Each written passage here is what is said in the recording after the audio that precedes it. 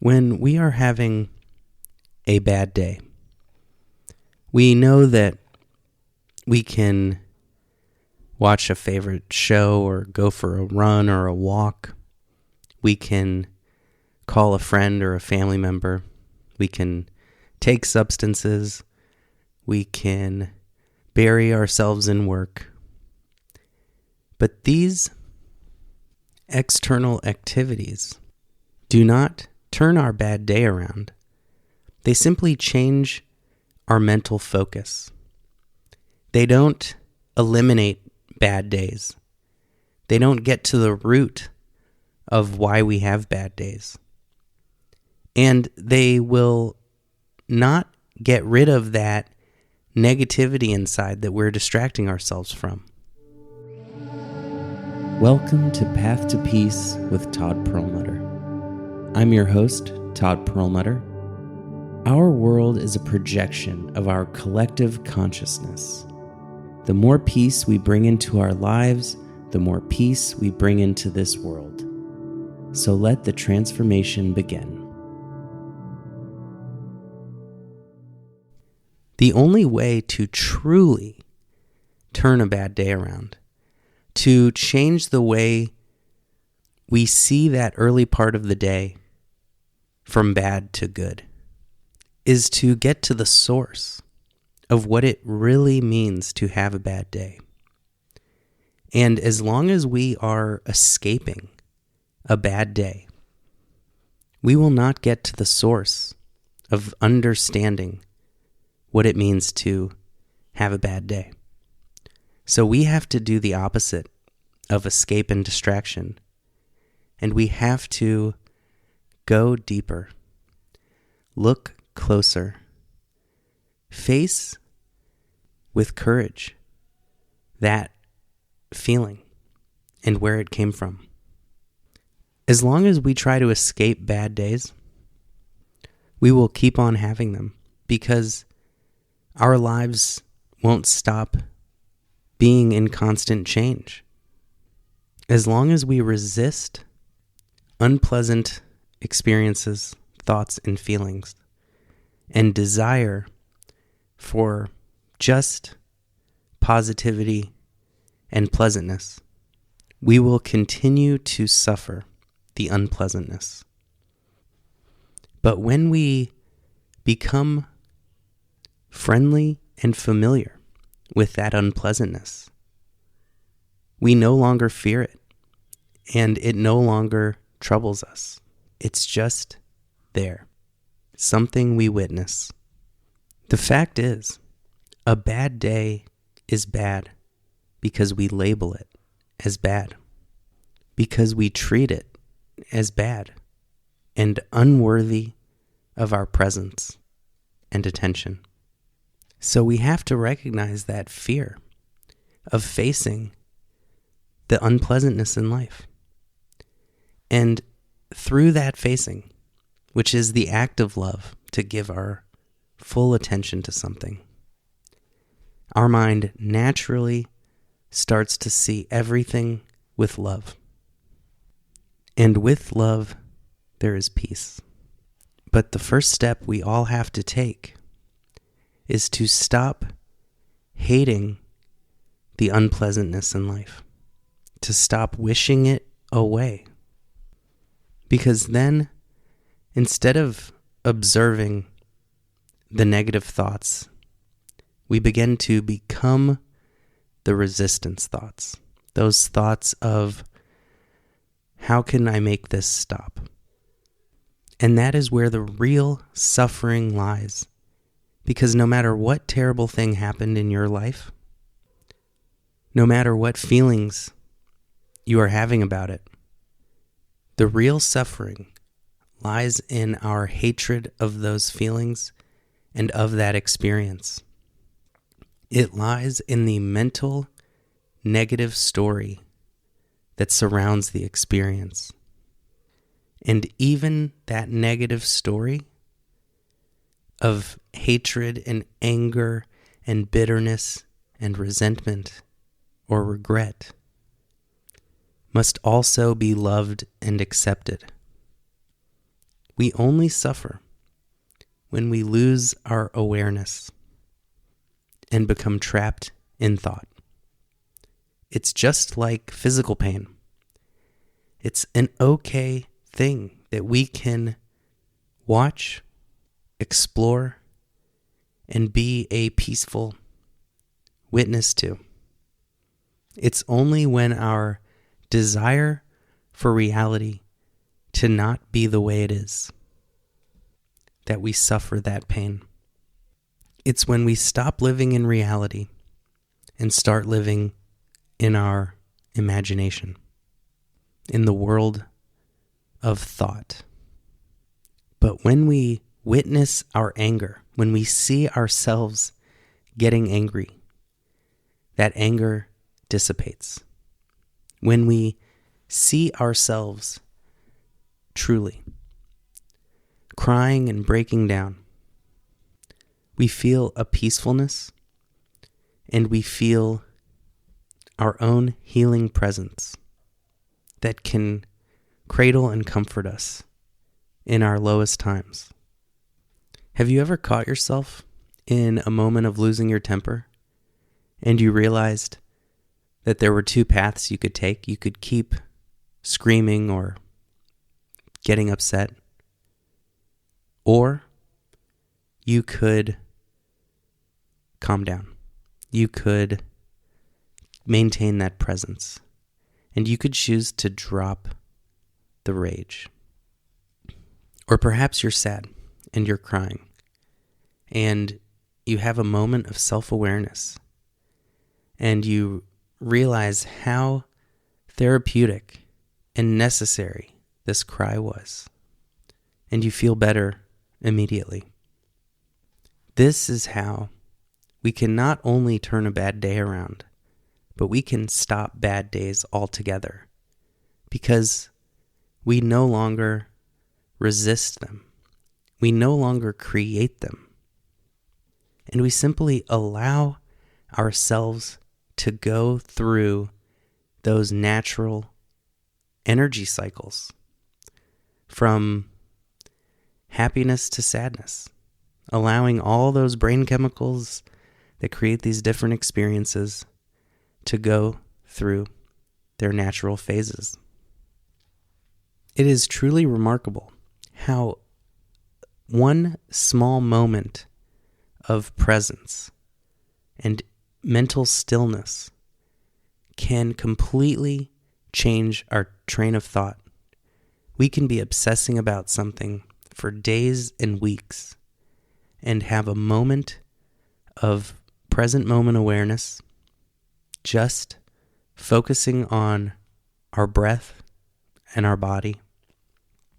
And then when that thought starts to come up again, we can be thinking of something totally different. That is how fast our minds can forget what they were just thinking about and move on to something else.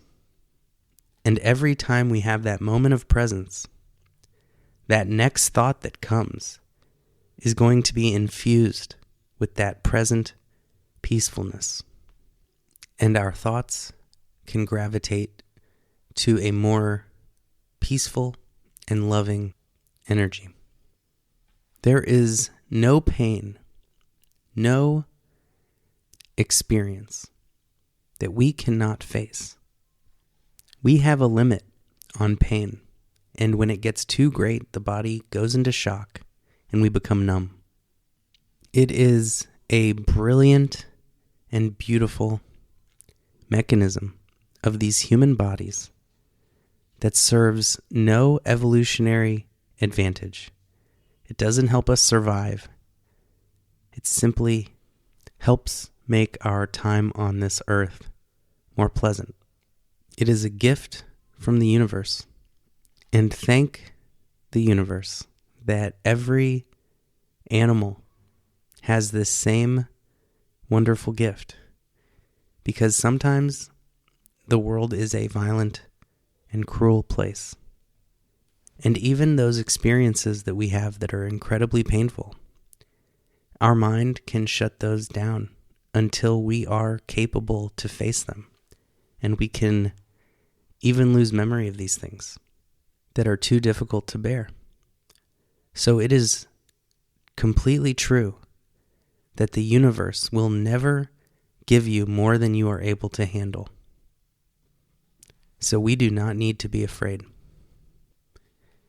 Whenever I start to feel like unpleasant feelings are starting to take me over and I have that urge to go do something about it, I do the opposite. And if I have the time, sit there, close my eyes, and I do not get up until I can sit calmly with that unpleasantness, until my breathing returns to normal, until my thoughts stop resisting and hating it, and until I can see the beauty in it, that beautiful contrast of life that makes those good days so beautiful and clear.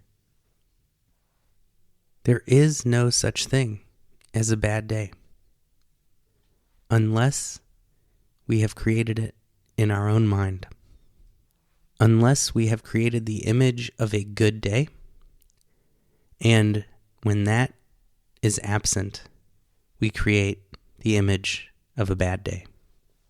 But these are not objective truths. It is just the yin-yang, that dark side and the bright side coexisting. And we are simply failing to see that brighter side. When we experience loss, that was only because we had something wonderful. If we lose a job, we have infinite opportunities in front of us that we didn't have before.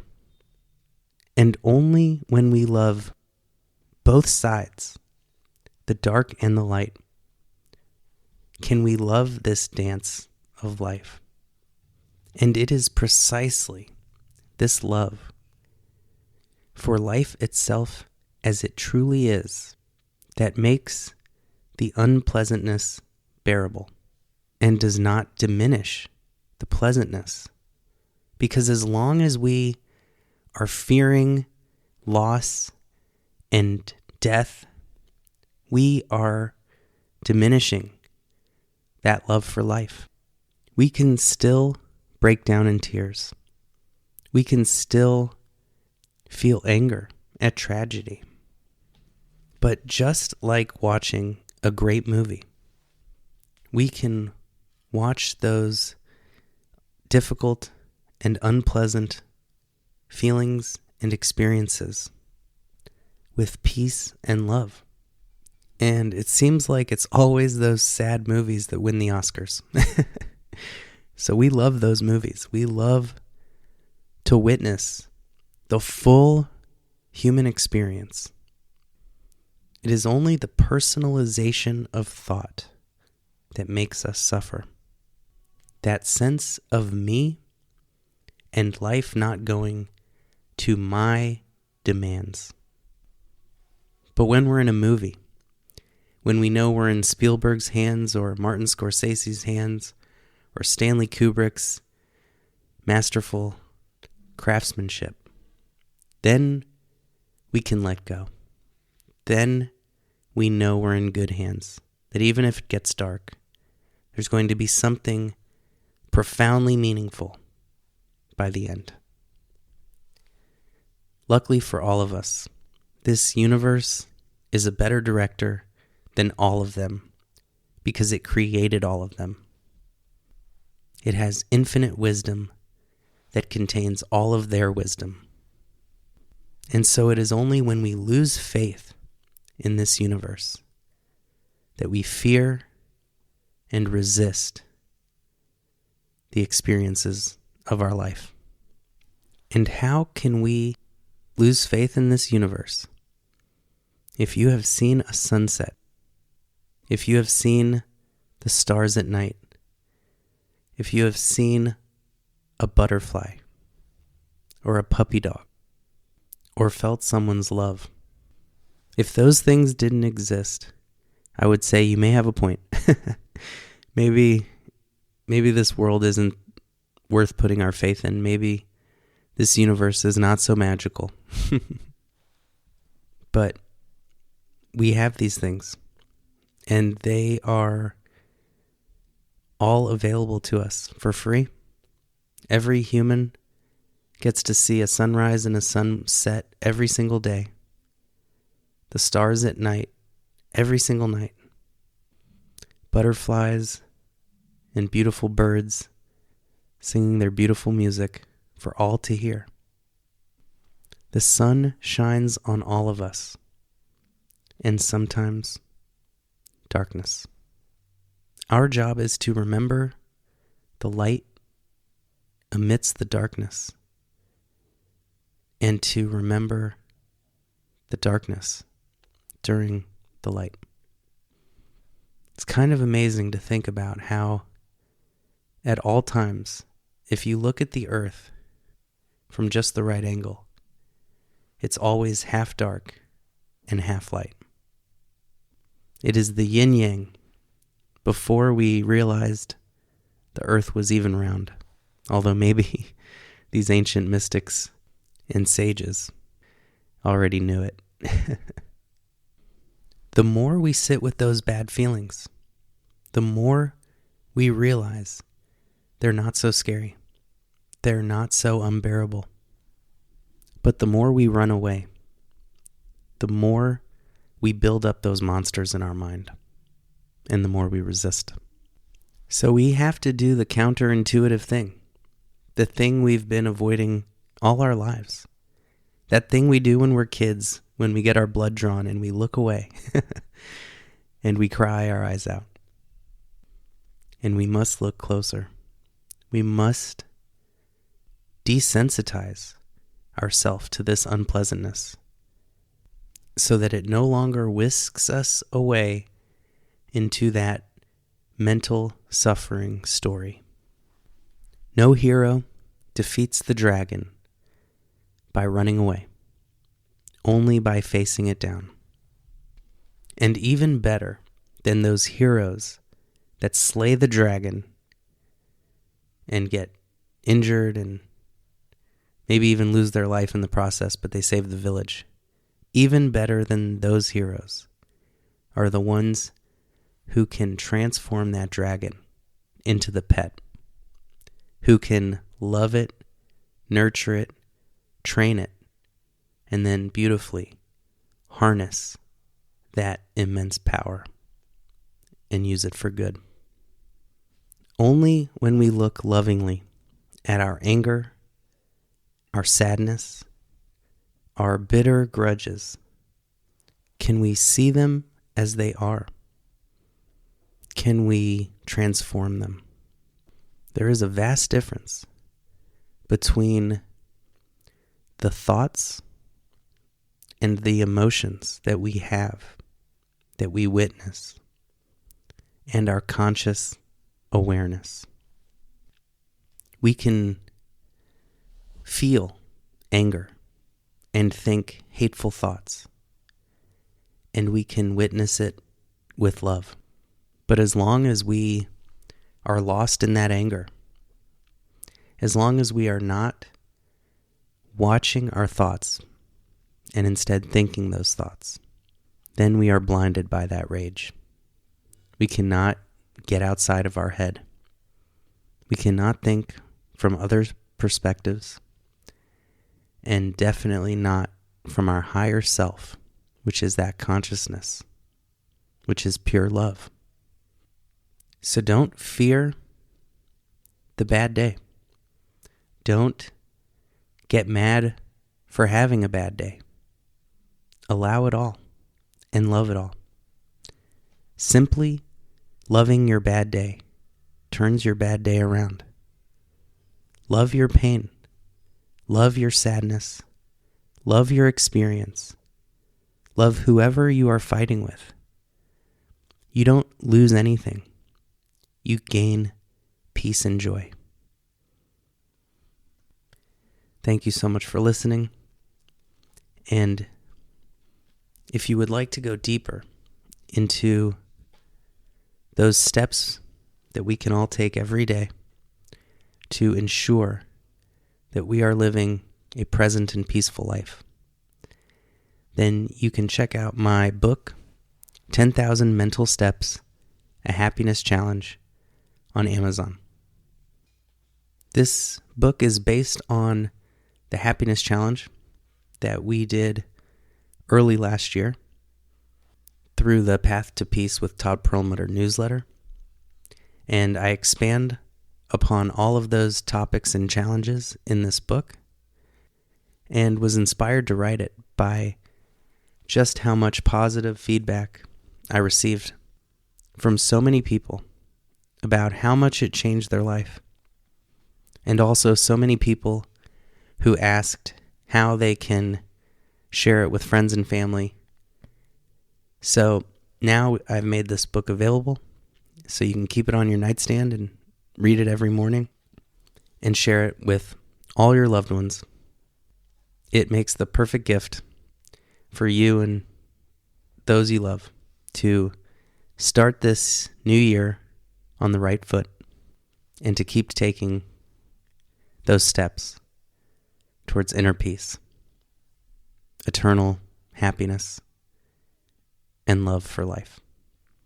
We've all heard that expression that there's no instruction manual for the human body. There's no guidebook for how to live a good life. And I always like to jokingly say that this book, that was the goal. That was my intention. So I hope that these practical steps help you and your family and your friends overcome suffering, addiction, and mental anguish so that we can all live the life of our dreams. 100% of the proceeds go to our beloved veterans to help them find inner peace and healing as well, because they've given so much to us. So thank you for your support. Thank you for listening. Much love. You have been listening to Path to Peace with Todd Perlmutter. Being here and putting in this important and noble work is one of the greatest gifts you can give yourself and others. If you found this podcast even a little helpful, please make sure to leave a review so it can reach others who may be in need. And remember, the path to peace starts with a single step.